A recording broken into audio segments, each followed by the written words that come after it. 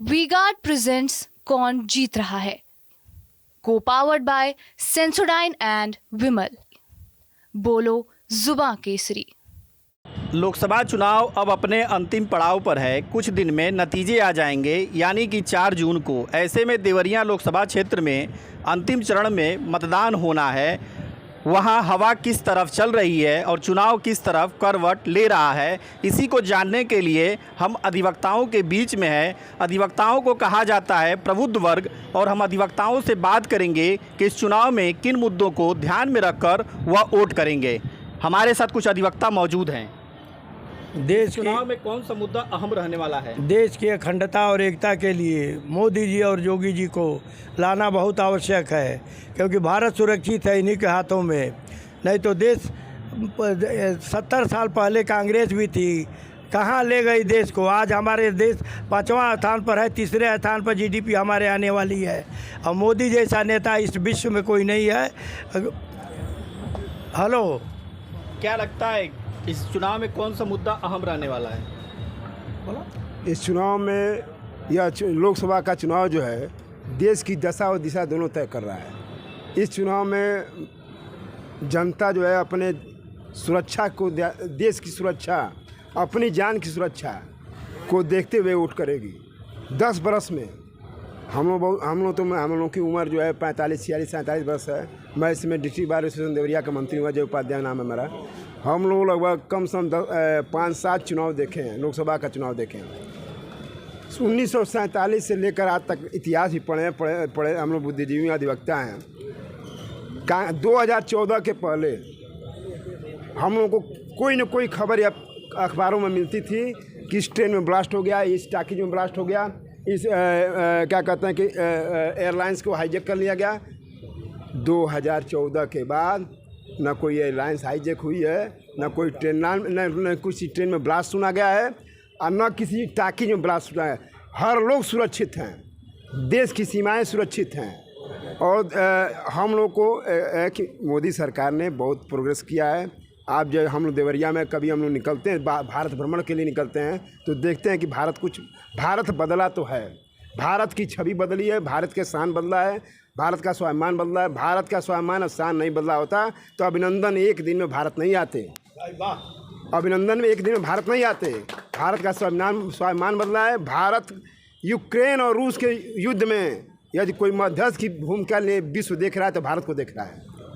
यह मोदी जी की वाकपटुता, क्षमता, उनकी त्यागता, ऐसा कोई प्रधानमंत्री भारत में विश्व में नहीं है जो व्रत करता है, उपवास करता है, जो सनातन धर्म का पालन करता है। ऐसे प्रधानमंत्री के अगर आज मैदान में उतर रहा है, लोकसभा चुनाव के लिए लड़ रहा है, तो हम उसको वोट देंगे।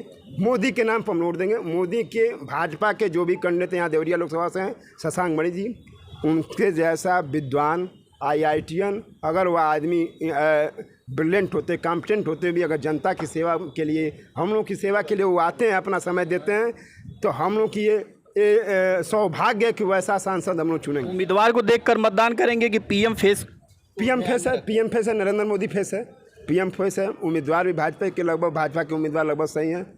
और इस समय देखिए बता रहे हैं, कांग्रेस विपक्षी दलों का कोई पीएम फेस का उम्मीदवार नहीं है।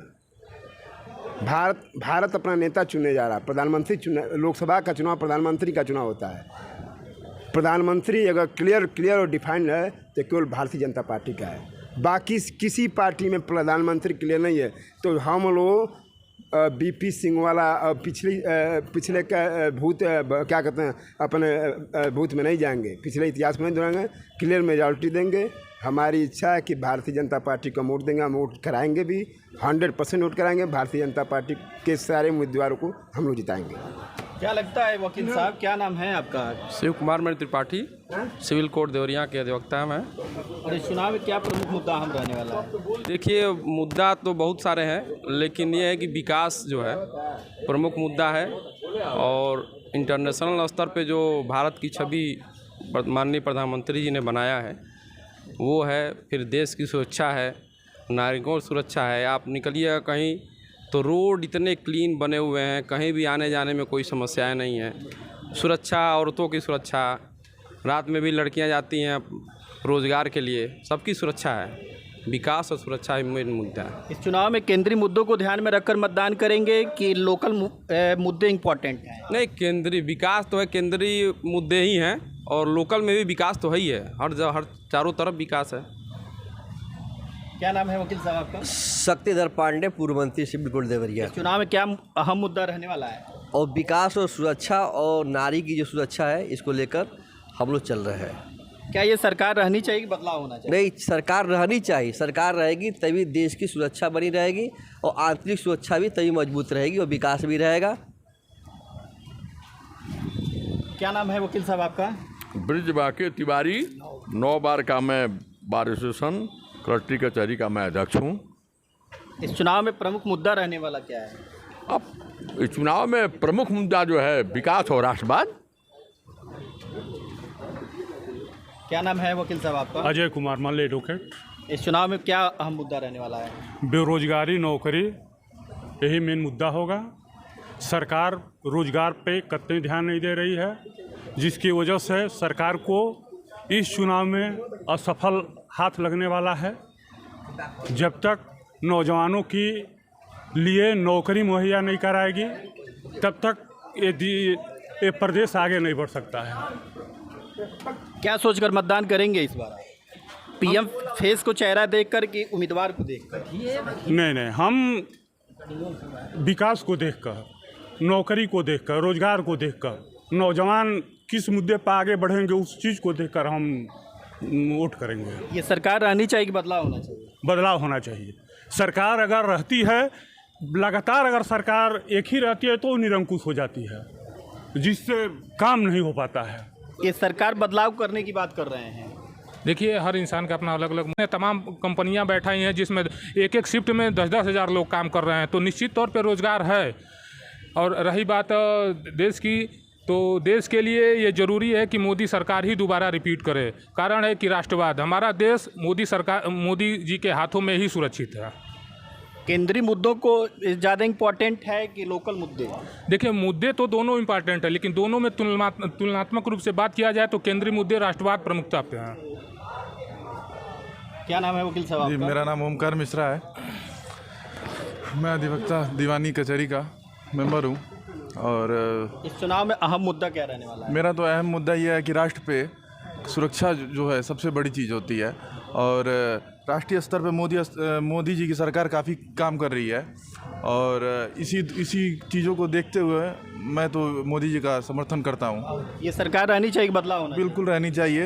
ये सरकार, ये डबल इंजन की सरकार है और ये काफ़ी समय तक रहने वाली है। सरकार में अभी परिवर्तन काफ़ी लंबा समय है। इसमें विकास को लेकर क्या कहना चाहिए? विकास में तो काफ़ी विकास मोदी जी ने किया है, जैसे कि राष्ट्रीय स्तर पे भी बहुत उन्होंने विकास किया है, आर्मियों के लिए भी बहुत काम किया है और हमारे देश सुरक्षा के लिए भी बहुत ज़्यादा ही काम किया है। धन्यवाद। इस चुनाव में क्या नाम है वकील साहब आपका? अंकुर राय मेरा नाम है सर। इस चुनाव में क्या अहम मुद्दा रहने वाला है? मुद्दे तो कई हैं, विकास है और भी कई मुद्दे हैं। सरकार ने कुछ काम ठीक भी किए हैं। राज्य सरकार में जैसे लॉ एंड ऑर्डर मेंटेन है, लेकिन बेरोजगारी के मामले और पेपर लीक के मामले जो हैं, उसमें यह सरकार मुझे गड़बड़ नज़र आती है, व्यक्तिगत जो मेरा राय है। क्या लगता है केंद्रीय मुद्दों को ध्यान में रखकर वोट करेंगे कि लोकल मुद्दों को ध्यान में रखकर? मुद्दे दोनों इम्पॉर्टेंट रहेंगे, केंद्रीय और राज्य के भी।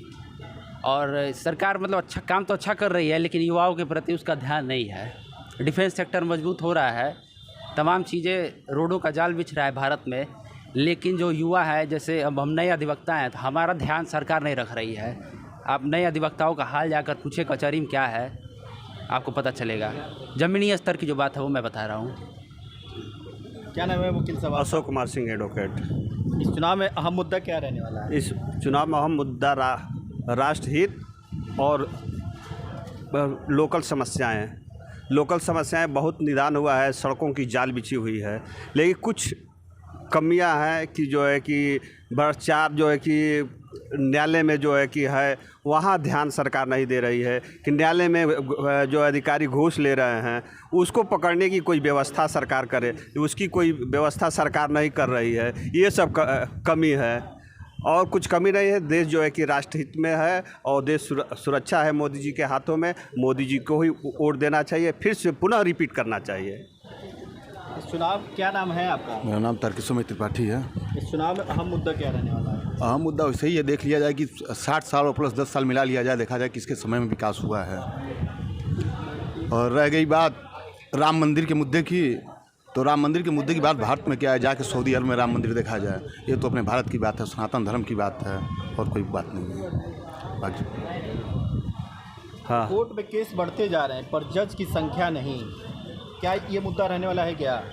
नहीं, यह तो कोई विशेष मुद्दा नहीं है भाई। देश में इतनी बेरोजगारी है, जनसंख्या विस्फोट इतना है कि किसको किसको सरकार नौकरी देगी। उस तरह के लोग पढ़कर जा भी नहीं रहे हैं, केवल रोजगार इंटर पास कर ले रहे हैं, कर रहे हैं कि हमको नौकरी चाहिए, हमको नौकरी चाहिए, लेकिन उस लायक वो बच्चे नहीं है कि जिसे वो नौकरी दिया जा सके। अगर वो पढ़े लिखे रहते, अपने आप को स्थिर रहते, तो बहुत कंपनियां खुली हुई हैं कि जो है कि रोज़गार के लिए जो है कि जगह खाली है, लेकिन वो भर नहीं पा रहा है। इसलिए जो है कि ये बहुत बड़ी समस्या है। ये सरकार रहनी चाहिए कि बदलाव होना चाहिए वकील साहब? सरकार बिल्कुल रहनी चाहिए। इस सरकार ने कौन सा काम नहीं किया है? राष्ट्रवाद का मुद्दा है, विश्व के अंदर में भारत कोई जानता था क्या? भारत के हमारे प्रधानमंत्री जी जो है राष्ट्र की शान है। मैं तो इनको ये मानता हूँ कि ये एक जो है अवतरित इंसान है, और इनका जो है सेना जो था हमारे यहाँ, हथियार कुछ नहीं थे, इन्होंने नई टेक्नोलॉजी लाई, हथियारों का जखीरा बना।